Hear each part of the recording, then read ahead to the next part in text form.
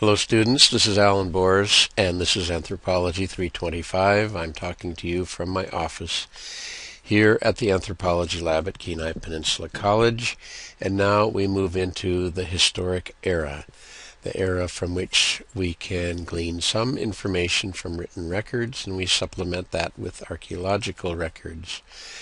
So we'll focus on the period from 1778 to 1867 in this lecture. I'll probably split it into two because it's fairly long and I'll find a convenient spot to break this. So this is lecture 1 and lecture 2 will follow from that point as a separate download to make it easier for you. So first of all, to distinguish anthropological approaches from other approaches. And that is some of the theoretical contexts that anthropology uses to look at cultural events and some of the themes. This certainly isn't exclusive to anthropology, but anthropology is not just the historic record. It is looking at from a theoretical point of view. So some of the theories and themes that might apply to what we're talking about here: colonization, neo-colonization, and what is called decolonization, the indigenous people reasserting rights to areas. Certainly globalization and resource control is part of the story. We'll talk about the fur trade here in this set of lectures. But later we'll talk about the even more significant cannery, salmon canning industry that came in the late 1800s. World systems theory, or world systems analysis more properly, is another approach that can be applied. Emanuel Wallerstein, among others, developed the idea there is a core, semi-periphery, and a periphery. Power is exerted from the core and toward the periphery, and resources are extracted from the periphery and go to the core. Modernization theory is somewhat related. Max Weber was involved with that. More recently, W. Rostow. This is the idea there is a first world, second world, and third world. Some say even a fourth world. And through various practices, the third world eventually moves up to become second world countries, and second world countries move up to first world countries. Somewhat similar to the core, semi-periphery, and periphery idea of Wallerstein. That one is debatable. Modernization theory is debatable because normally that does not happen, although arguably you could say that China today is moving from second world to first world status. Questions of sovereignty. Huge questions in indigenous Alaska, in native Alaska. Who owns the land? Who controls? Questions of dominance. Dominance through violence and war, but also symbolic violence. Violence in the sense of capturing another culture's images to dominate them. And we talked about that in the last lecture, having to do with the use of raven on the Kenai Peninsula. Governmentality is the idea that governments use techniques to produce good citizens, and that's part of this historic record as well. And the question of missionization and religious syncretism, or not, as interpreted by how we look at the story. And last, indigenization, the idea that as Western cultures exerted themselves in Alaska, people like the Dena'ina and others did not necessarily adopt particularly religious views whole scale, but indigenized them, put them in the context of traditional culture, and we'll point out some situations where that occurred. So if any of these are unfamiliar to you, do a Google search of them. still Wikipedia, good old Wikipedia, is one of the best entries and portals into some of these ideas. So, there we go. I want to show you two images. One you're very familiar with. The one in the upper right was painted by John Vanderlyn. It's called The Landing of Columbus. It hangs in the rotunda of the Capitol in Washington, D.C. It's huge. I don't know its size. I've seen it. It's 10 feet across, maybe even bigger. I don't know. It seemed huge. There's a whole series of them. And here is Columbus coming stridently into the new land, planting the flag of the King of Spain, and taking sovereign control. And where are the natives? Get my pen here. The natives are in the distance, naked and running away. It's a painting of manifest destiny. We might interpret this painting in terms of modernization theory. We might interpret it in terms of world systems theory, or perhaps others. But it portrays a point of view. It's used often. It's used in many history books, high school, college probably, history books, as the visual to show the coming to the new land. Point of fact, it probably wasn't quite this strident. But it presents a point of view. In 1991, the city of Kenai commissioned a mural to commemorate the Russian landing at Kenai in 1791 by Gregor Gonovalov and Company, sailing for the Lebedev-Lastokin Company and becoming the first Russian presence in Kenai itself. Actually, a fort had been established a few years before at the mouth of the Kosilov, so it wasn't certainly the first time Denina had seen Russians, and as we'll point out shortly, the Cook and others had been in the area as well. So they commissioned this painting, and it seemed like they thought they were going to get the Vanderlyn style painting. Russians coming to Alaska, bringing commerce and industry. But instead, Olivia Szymanski, along with help from some members of the Kanaitse tribe, painted quite a different image. Here it's the Russians that are done small and distant, and the Denina that are done large. And she tried to portray, and I think did so very well in this mural, some of the reactions of the Denina. I'll show you some here in the second slide, but I just want to point out before we go there, the ship is really a dead ringer for Captain Cook's ship. Undoubtedly, the Russian ship was not quite that fancy or sophisticated, but I'll certainly cut her a little slack for that one.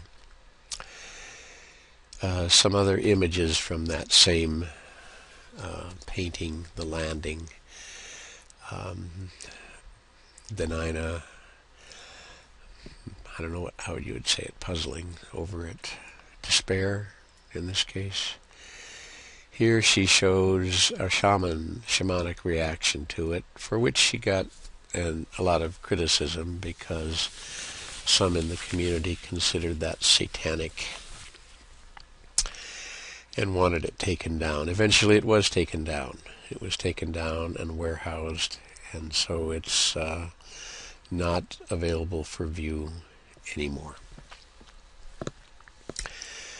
So these two paintings are indicative of points of view.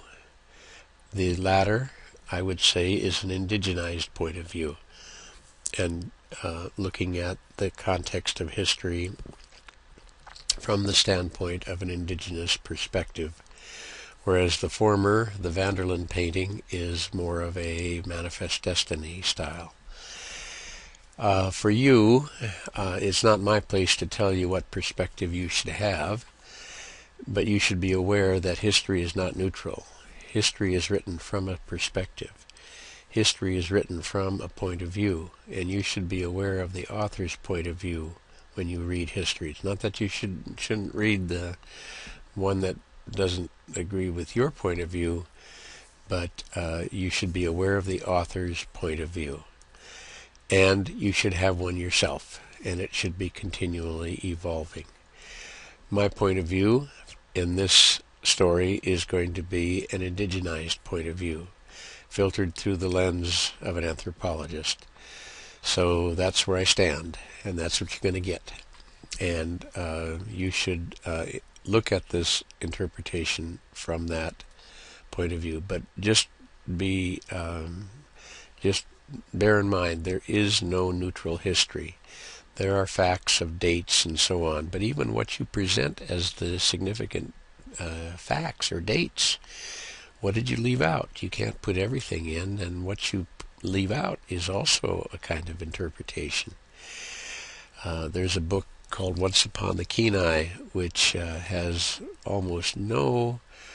It's a sort of a family history, but there's almost no reference to natives in that book. It's a point of view. So let's look at the story. So we'll start from a European perspective with Peter the Great, Tsar of Russia, 1672 to 1725. This image painted by a student of Raphael, hence the light showing on his forehead. And it's a very significant painting because Peter the Great is breaking with tradition. He has no beard. Russian Orthodoxy required men to have a beard. And he was striking out, breaking on his own, trying to modernize Russia, which at the time was sort of a Byzantine, not very progressive, to use that term, nation in Europe. So he built an army. He and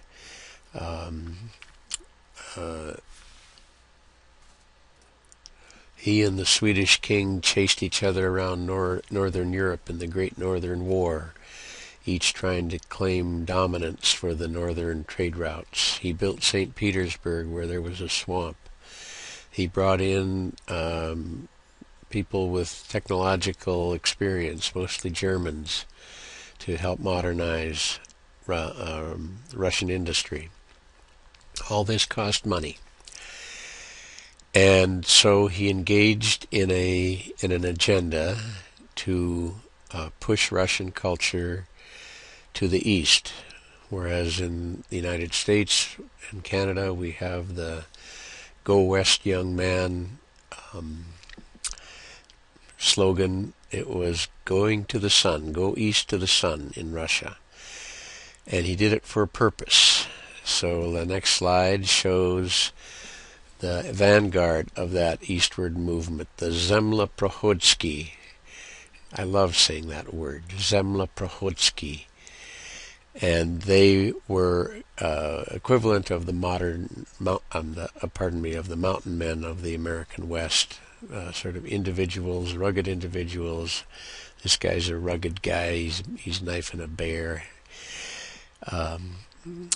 and they were engaged primarily in sable trapping, and so sable was the fur of choice in Europe, particularly Germany.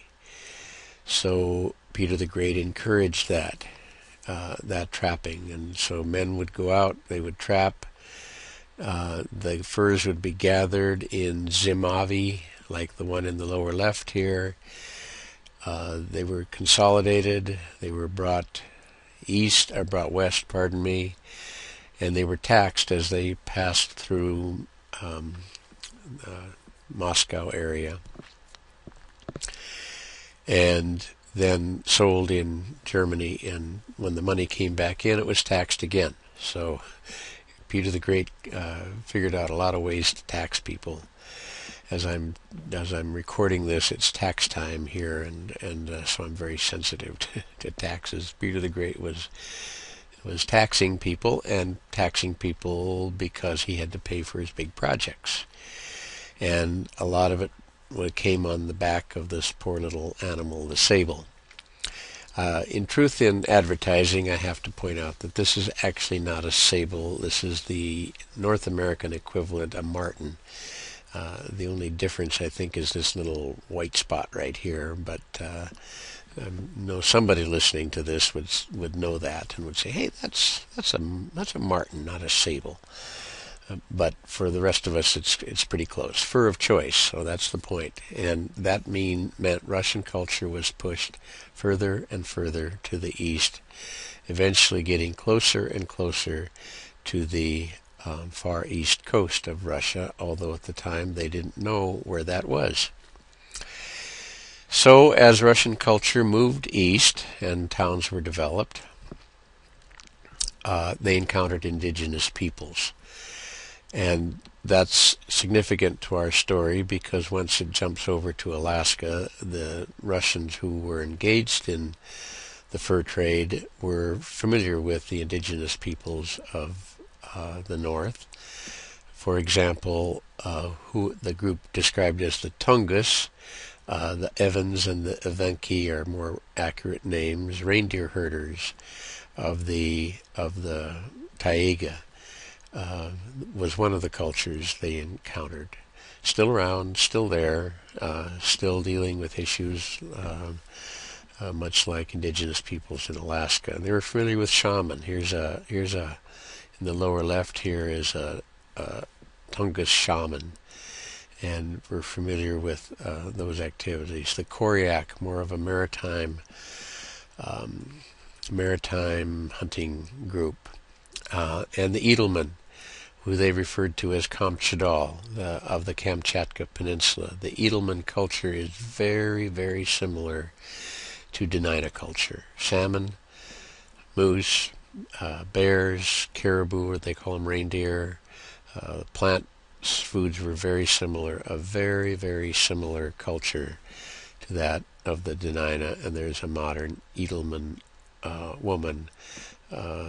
They are engaged, I've read, in revitalization, both language revitalization and cultural revitalization. So the point is that the Russians, as they described in Alaska, they would often describe people in Alaska, they would often hearken back to people they had known, from indigenous people they had known from Russia.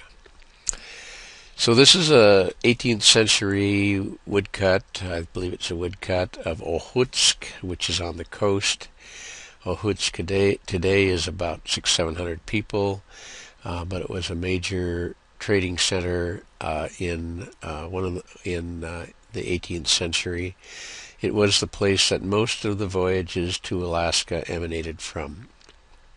And so from this place, voyages came toward Alaska.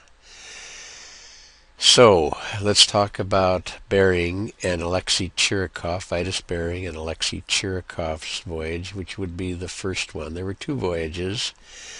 The first was commissioned by Peter the Great, 1725, 1730. In it, Bering, who was a Dane, actually, and this is the classic picture of Bering, but it turns out it's his brother or uncle, and not actually Vitus himself. So until they come up with a better, real image of Vitus, we'll use his brother and uncle to say he sort of looked like that. He was a Dane, a ship captain in the Russian Navy that Peter the Great had created, and Alexei Chirikov was the second. So we can kind of pick it up here. This is Russia, Moscow, somewhere over in here. And they went all the way across Siberia, across the Urals, across Siberia, to Ohutsk, to here, on foot, with horses. And there they built boats, and they sailed across to the Kamchatka Peninsula.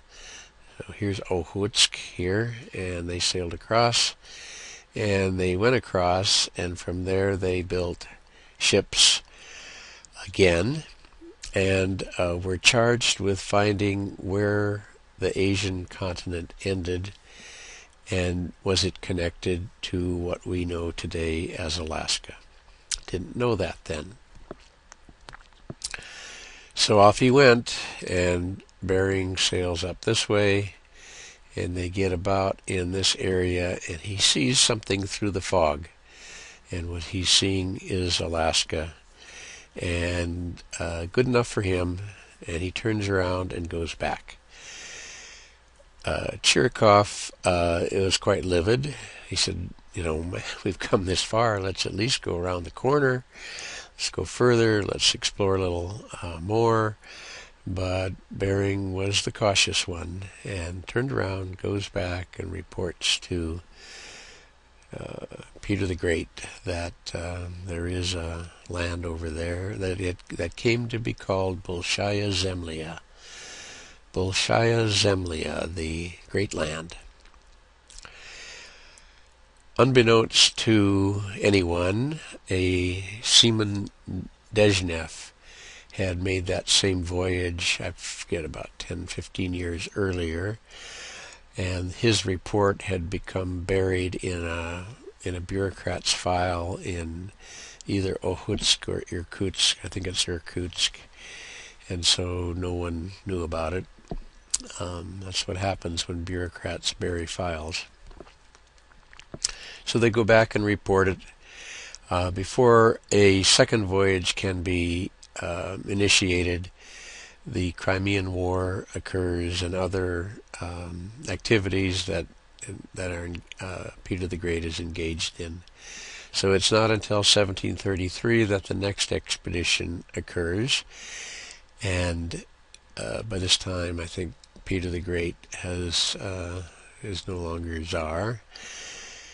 But they do the same thing. They go overland. They go across to the Kamchatka Peninsula. I'm still not sure why they didn't just sail around, but they didn't. And from here now they go on a more southerly course. So let's see. The dashed line is Chirikov's voyage. So about here they become separated. And the solid line is Bering's voyage. So here's Chirikov, and he lands somewhere near Sitka. And he sends some men on shore to get water. They don't come back. He sends some more men on shore to try to find the first group. They don't come back. He decides this is not a great place, so he gets out of there, and he sails up the channel. I assume they finally got water, but here he's cutting across about to here, and about here he in his journals he notes a volcano which is about where Iliamna is. So apparently he was able to see Iliamna from that point, and eventually he makes it back to, it was Petropavlovsk where they started.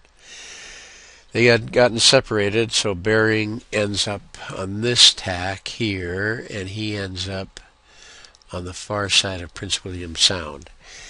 And he sends some men ashore. Included in that is George Steller, who is the naturalist on board. Steller was German, and makes the first encounter with Alaskan natives. And they had just left their camp. They hear them talking in the woods. The campfire was still going. They were cooking something. And Mueller took some of their implements, and he left an iron pot and some tobacco. And he was only given a short time to be on shore, and he had to get out of there. So that was the first encounter, or shall we say non-encounter. Interestingly, a number of years later, when let's see, about 1786, I think it was, someone who had been a boy in that camp met Ismailov, who was planting plaques to claim the land for Russia. And the man now, who had been a boy, told Ismailov, "Thanks for the iron pot and thanks for the tobacco." Bering has proved there's land, and that was what he was set out to do. And he's essentially proved in a roundabout way that it's a continent and it's land. And so he heads back, and they crash land. This is bad weather. It was horrible weather, foggy, difficult, and they crash on Bering Island. Bering dies. Steller marshals the troops the next spring, and they eventually make it back to Petropavlovsk and Russia. So, there's a picture of the boats, the St. Peter, and the companion boat was the St. Paul. So that's the first contact in Alaska. What came of that was the seagoing fur trade. So the land fur trade had been promoted, and now the seagoing fur trade was promoted by reports of the sea otter. So as you know, seals insulate themselves with fat. Other sea mammals do as well, but sea otter insulate themselves with fur. Very luxuriant fur, said to be some of the thickest, most dense fur in the world. And it was the fur of choice in China. Here's a Chinese hat trimmed with fur otter that would be from that time period. China was officially closed to Westerners at that time, but with the eastward expansion, Russia was able to initiate a fur trade by the seagoing fur trade then coming back to Russia and bringing then the furs into China overland, and sort of through the back way, so to speak. So other countries weren't possible. It wasn't possible to do that. So they sailed in small boats, Russians. They formed a company, a temporary company. Usually these companies lasted 1 year, maybe 2. And off they went and got into a Aleut community in the Aleutian Islands. They take the women and children hostage, forcing the men to hunt sea otter for them for the summer. So then exchange the women and children for the sea otter pelts in the fall. And in so doing, they were decimating the sea otter populations. And not to mention the Aleut culture. This was extremely lucrative. I worked it out in $1990 once, where one ship would make as much as $6 million on about a $50,000 investment. So they had to build a ship, hire a crew, and then that would make as much as $6 million. That's huge. It was about $80 a pelt in $800 a pelt in $1990. So it was lucrative, and as a result, a lot of people got into it. So here's a map of that time period, 1779 Kebelev map, and they'd go out and come back, out and come back, out and come back, and going further each time because they were not practicing sustained yield of sea otter. They were wiping them out and had to go further and further and further. Note that this map it's a Russian map, but it's in German. Many of the reports were in German. because German was the lingua franca of the time, the official sort of language of science and discovery. And but this is a Russian map, and they're getting closer and closer to where we're interested in. But it's taking longer and longer for each voyage, and more dangerous for each voyage. So here we sit. Here we are, with a number of countries being interested in what you could say is one of the last places to be mapped and developed and colonized in the Northern Hemisphere. So at this time, in the late 1700s, there were three countries that were interested in this area for colonization purposes. One was England, and they sent James Cook and James Clark to 60 degrees north latitude. Many of the documents say go to 60 degrees north latitude and claim this for our country. 60 degrees north latitude is about where Ninilchik is today. So this, in other words, come to Cook Inlet, and they claimed it in various ways. The British claimed it by planting a bottle with some British coins in it in the ground, and I'll tell you the story of Point Possession in a moment. In 1779, the next year, Ignacio Ortego and Bodega y Quadra came, sailing for Spain. They held a mass. The British tended to have a naturalist on board, although Cook was his own naturalist. The Spanish had a priest, and they would go on shore and they would hold a mass to claim land. In 1786 and 87, Nathaniel Portlock and George Dixon came for England. It had already been claimed, but they were trying to establish a trade. In 1788, Esteban Martinez and Lopez de Haro sailed past the outer peninsula, not into the Cook Inlet itself, for Spain.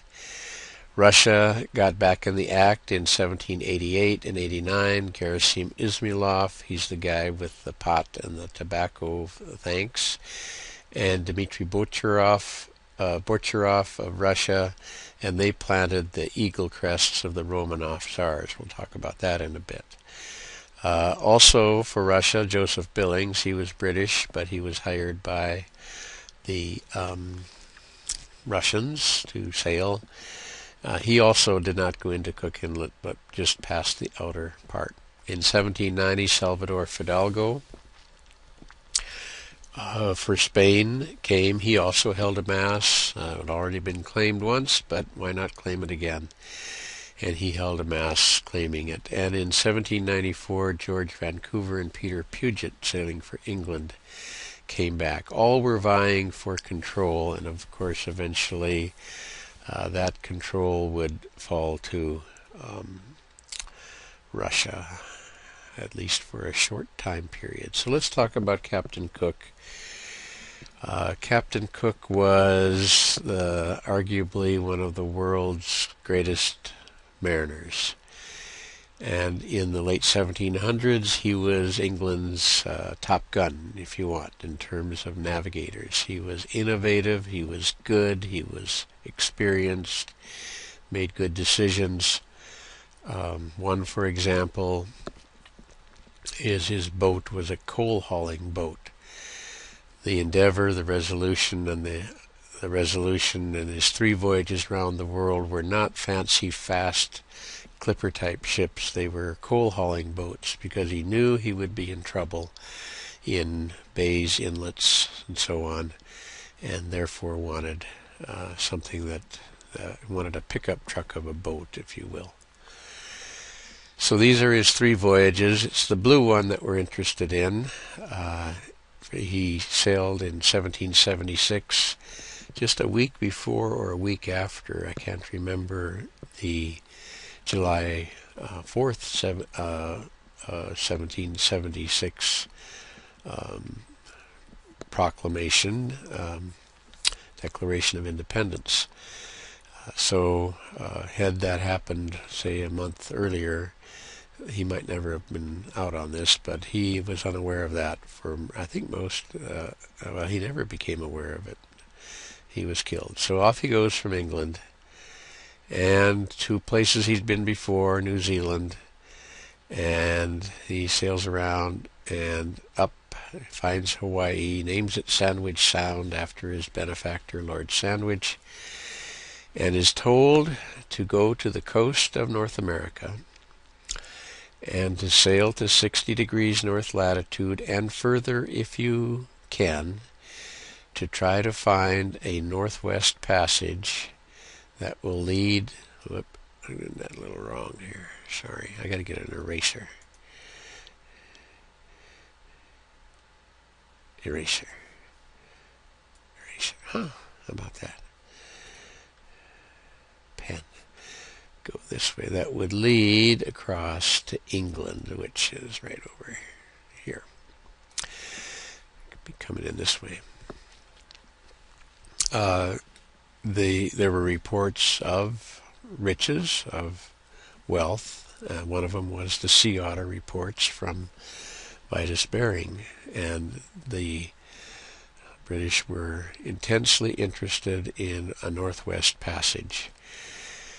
So he was told specifically, do not waste time exploring bays and inlets. This was not a journey of just discovery, find out what's there. This was a journey to find the Northwest Passage. So here's Captain Cook. He left in 1778. This is his boat, the HMS Resolution. You can see this flat coal hauling boat. The companion ship was the same type, and this would have been the first boat that Denina would have seen in Cook Inlet. Elegant watercolor, beautiful boat, beautiful ship, and directed by one of the greats. On the crew were were sort of a who's who of British exploration. The second in command was Charles Clark. Charles or James? I think it's James Clark. I might have that wrong. John Gore was third in command. Gore was actually an American. Had they known, he wouldn't have been on that voyage, but Gore was on Cook's boat as third in command overall. There were two master's mates. They were sort of like graduate students. They were in their 20s, and they would be learning to be sailors. William Bligh, the famous Bligh of Captain Bligh notoriety, was a master's mate, as was George Vancouver. George Vancouver would return to Cook Inlet later as a captain himself. John Webber was the artist. Many of the beautiful drawings and later turned into woodcuts were done by John Webber. James King was a lieutenant. He was the person that actually went on shore in Cook Inlet. Nathaniel Portlock was, I forget what his role was. He was on that voyage as well. He would have been a younger man. And here's Lord Sandwich, and the Parliament. He was Cook's benefactor. In other words, he was his supporter. He would push for Cook to get the good jobs. And in return, Cook would tend to name things after him, among others. He would name the Sandwich Islands, Hawaii we call it today. He called Prince William Sound Sandwich Sound. Montague Island was Sandwich's given name, and so on. And Sandwich is said to have invented the sandwich so he could eat and play poker at the same time. I don't know if that's true, but I'll repeat that lore just because it's a good story, but I'm not sure that's true. Cook had two maps with him. He had a map done by Stalin and a map done by Mueller, both Germans, but both based on Russian information. This lower map, the Mueller map, is closer to what we know today. So remember, he's coming up the coastline, and he doesn't want it to be this. He doesn't want it to be blocked. He wants a Northwest Passage. So the Stalin map was the map he really wanted to have. This is kind of cut off here. I'm sorry about that, but he wants this opening here. So he's hoping for an opening. So up they come the coast. This is Cook's own map, really remarkable for the day. And up they come, and no break in the coast, no break in the coast, all the way up until you get to Prince William Sound, right about here. And at that point, Gore, who is on Cook's ship, is excited. Here's the break. This is confirmed by the Mueller map. We're going to find it. Remember, Cook has in the back of his head, do not waste time exploring bays and inlets. So he's reticent. So all of the master's mates on up of the officers had to keep a journal. So I've got them all. I've read them all. They're all a little different. And from those, the composite journal was made. But Gore's the one who really thought you could go in. Cook writes himself, he said, I don't know. You kind of read between the lines. You can see in the back of his head what's kicking around is don't waste time exploring bays and inlets. But he does decide to go in. He uses a ruse. He said, well, we've got a leak in the ship, so we should go in and fix it. So in he goes. And they go into Prince William Sound as far as Snug Corner Cove. And there you see the two British ships off there in the distance. And these are probably Alutiiq speaker, Sugpiaq speakers, Alutiiq, in their large boats and their kayaks.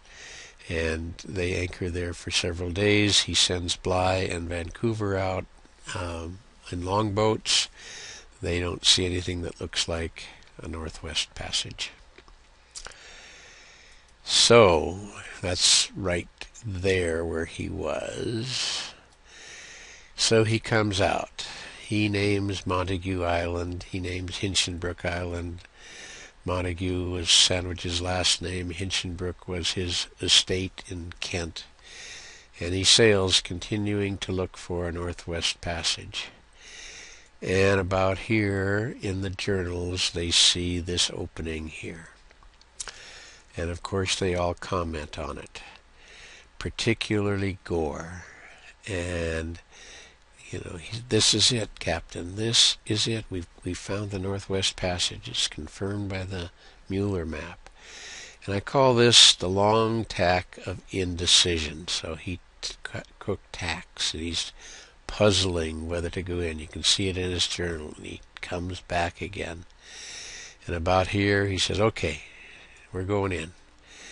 And, whoops, I didn't draw that so well. He goes in. Okay. He goes in, and he hits the Barren Islands. And about here, he gets caught in the Cook Inlet tides. And he is impressed. Very impressed. Now, remember, they're in wooden ships. They have no power other than the wind.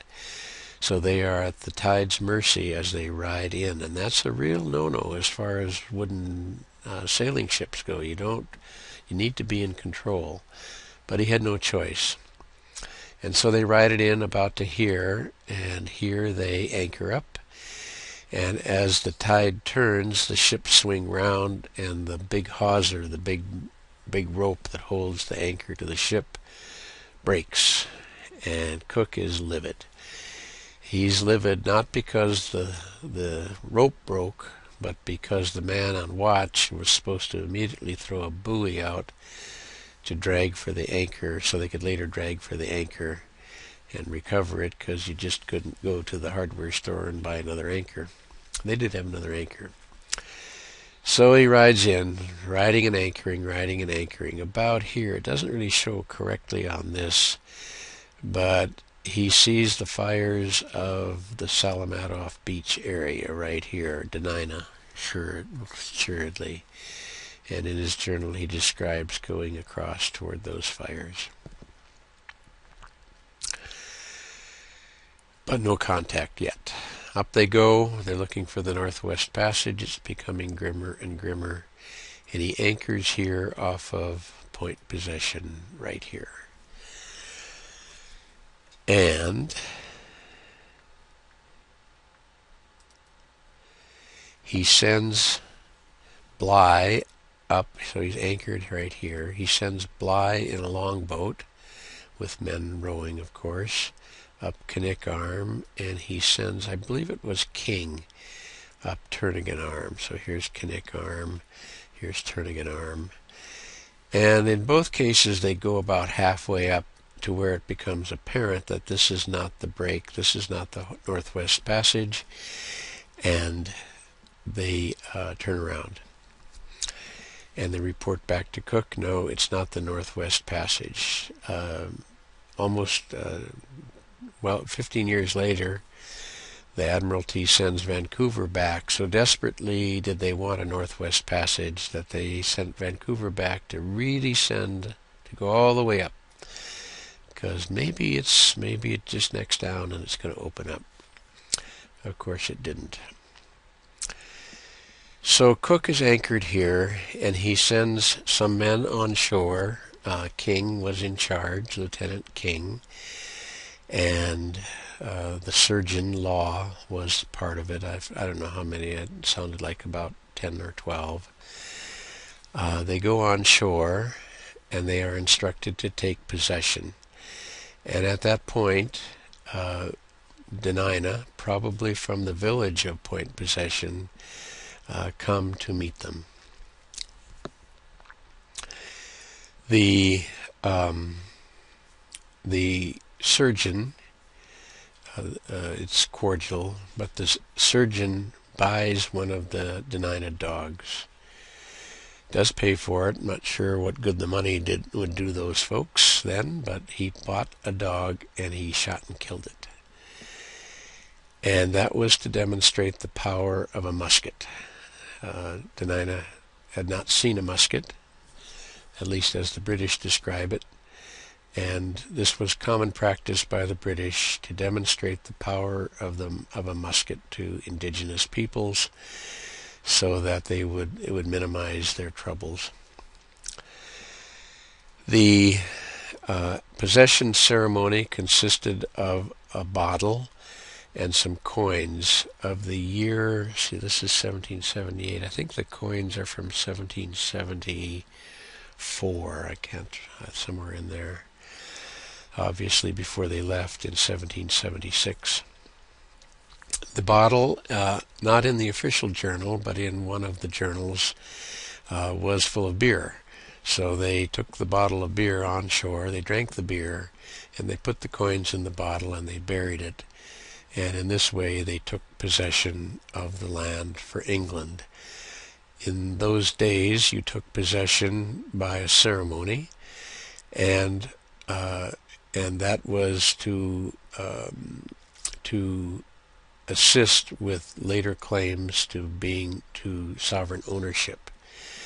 It didn't work because the Russians superseded that by occupying, at least in part, the Cook Inlet area. So it was an attempt to create sovereign ownership. While here, Cook writes in his journal, perhaps someone will find some use, perhaps someday someone will find some use for this land, but alas for me, it was a waste of time, and hence we have to turn again. So he names this Turnagain Arm. Later we've called the pass Turnagain Pass, and off he goes back out Cook Inlet. For him, it was a waste of time. He spent 10 days here. He never got off the boat. Most of you have spent more time in Cook Inlet than he did. Nevertheless, he's given great recognition.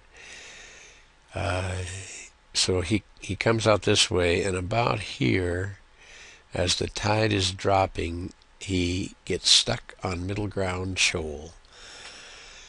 So at high water, it's of course water, but as it drops, it sticks up, and both his boats get stuck. If they had not been those flat-bottomed coal-hauling boats, things might have turned out quite differently, but because they were the next high tide, the boats floated, and off he went. So Captain Cook is recognized. He did not name Cook Inlet. He left that blank. He named everything else. And it was the Admiralty that pushed to call it initially Cook's River and later Cook Inlet. And so that's the name we've got. The Dena'ina name was Tikatnu. Tikatnu. Big water. Big water river. Tikat. Big water or ocean. New river. Tikatnu. Cook Inlet.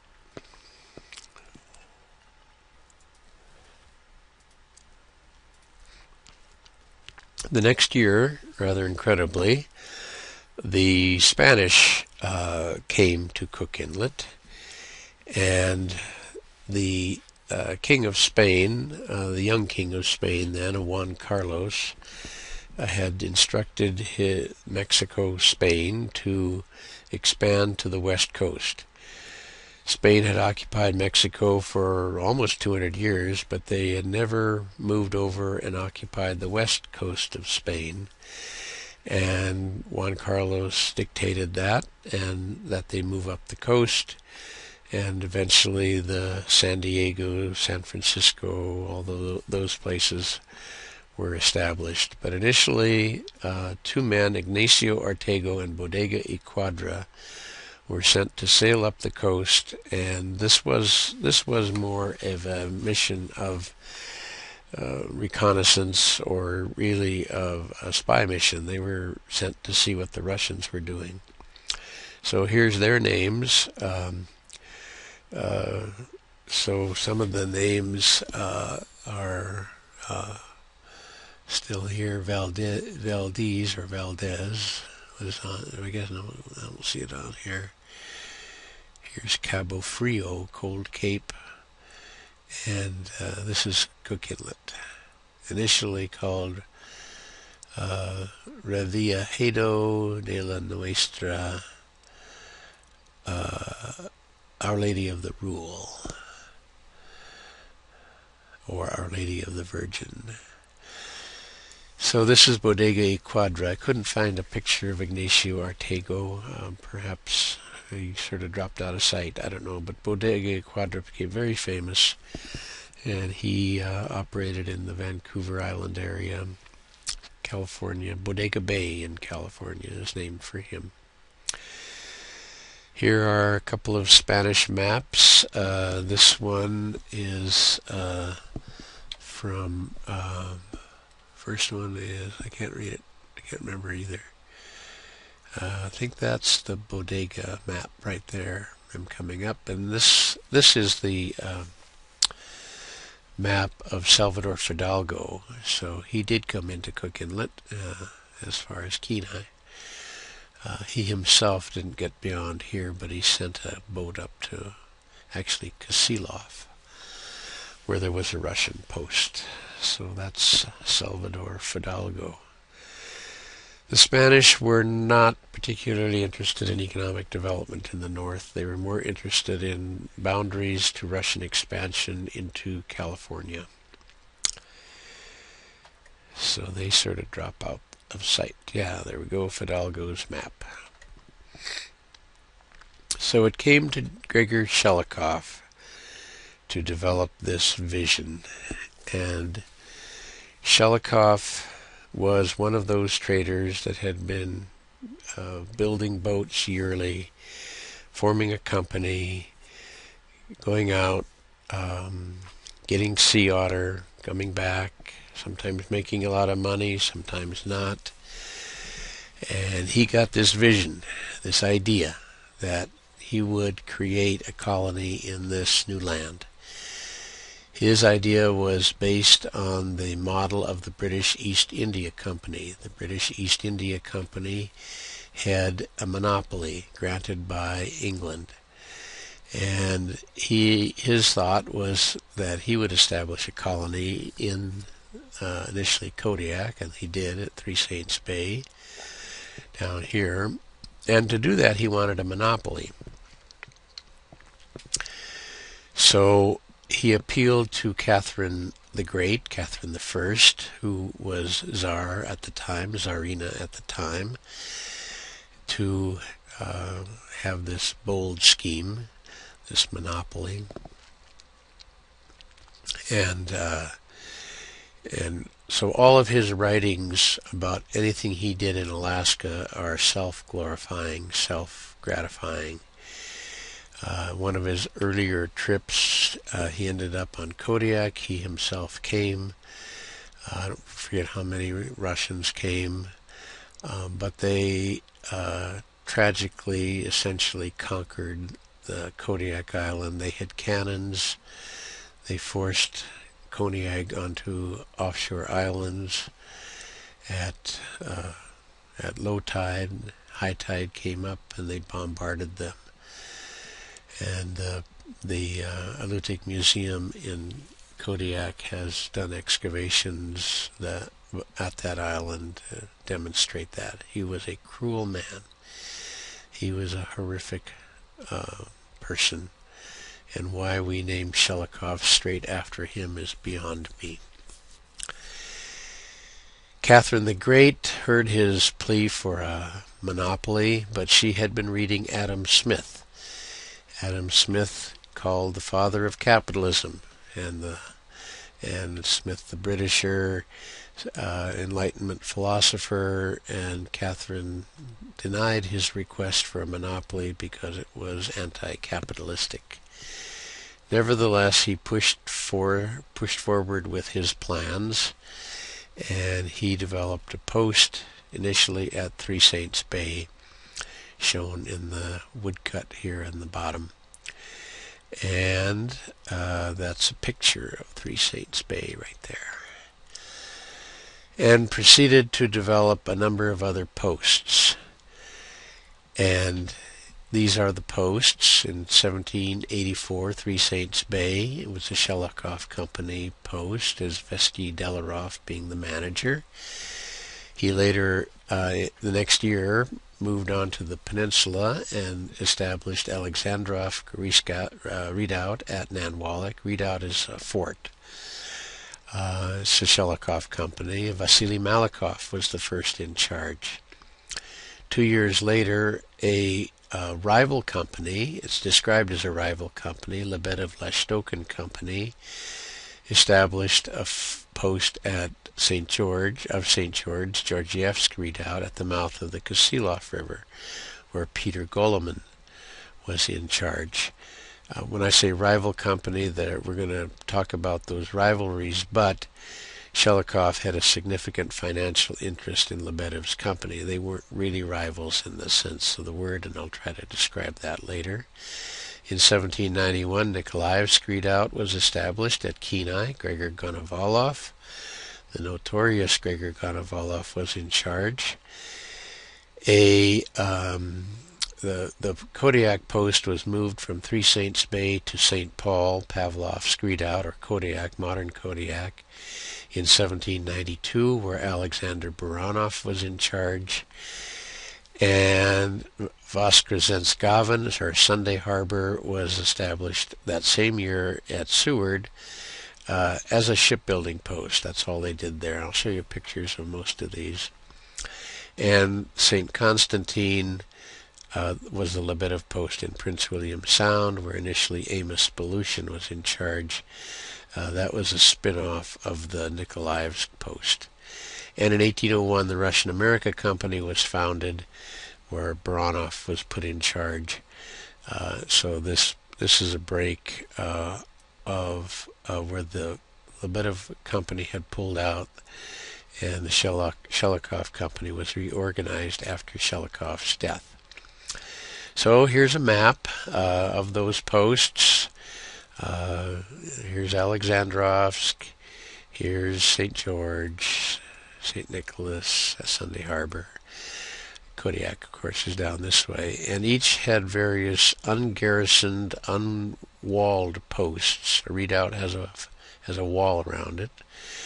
And these are called artels. One was at Iliamna, one was at Tyonik. There's also one up here in the Kanik area At least Vancouver describes it, but I have never been able to figure out exactly where that is.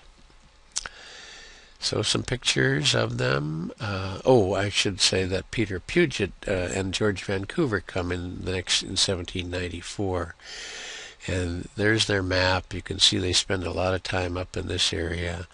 They're really trying to prove that this is no Northwest Passage, which the Dena'ina knew, the Russians knew, but the Admiralty wanted to know. If you only can find one explorer document to read, Vancouver's is the best. Very sensitive description of the indigenous peoples, very accurate description. The only description of the fort at Kenai. Very interesting document. There's just two ships. Puget on one of them, Vancouver on the other. So let's look at some of the places. Here's Nanwalek. This is the airstrip at Nanwalek, and the post is about here. So here's the post here, and this picture is taken from up this way, looking that away right there. So this spit of land in the middle of it was where the post was. This is from the 1789 map of Gerasim Izmailov, who was sent around to plant these double-headed eagle symbols of the Romanov Tsars in various places as a way to claim the land for Russia. I have a story about that. In the early 90s, in 1993, a man named Leonid Lysenko, who was a historian from Russia, sailed into the Homer Harbor with two other men on about a 40-foot sailboat. And they had sailed all the way across Russia, across the Pacific, to find this spot right here. And they had no knowledge of it, but they wanted to find this double-headed eagle. As he later explained to me, because Russia was undergoing hard times, he wanted something to instill pride in the people. So he went to the Pratt Museum, and the Pratt Museum sort of said, "You're kidding, you sailed all the way across the North Pacific with almost no gas."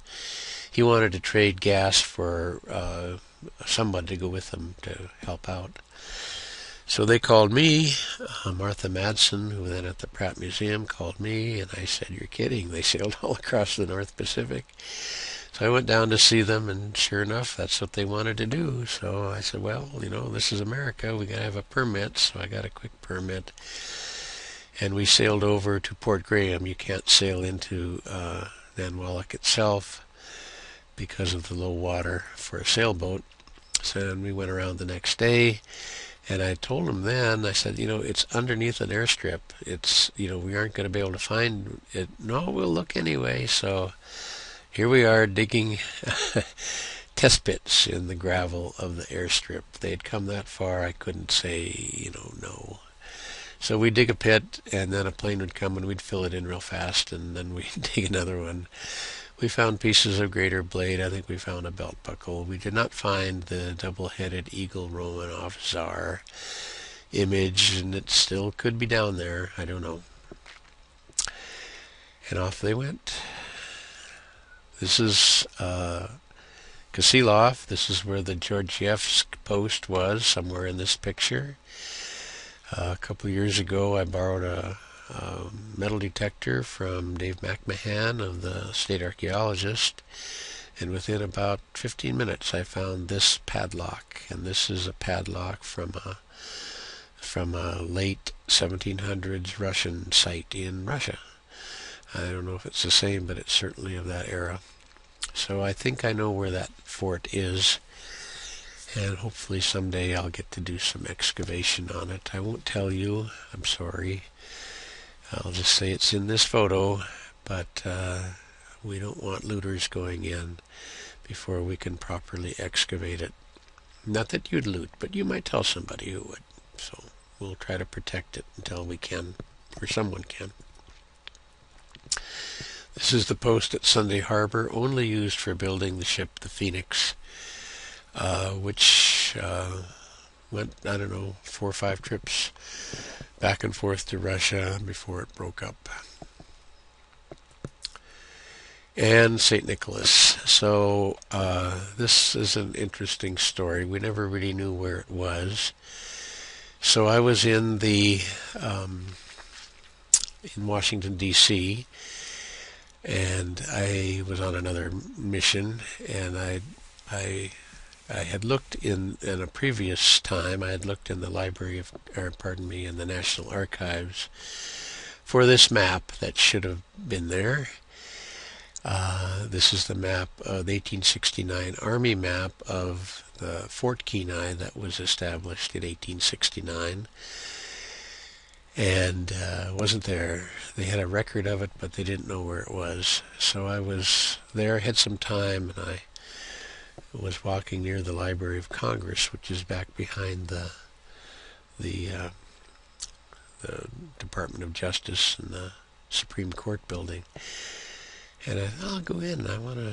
Peter's book had just been printed, and I want to see this on the shelf. I didn't know if you could see it or not, but I walk in, and the first thing I see is maps and charts, and it's downstairs. So down I go, and I asked the woman behind the counter, who fortunately had only been working for a couple of days, and she was rather excited to have somebody from Alaska come.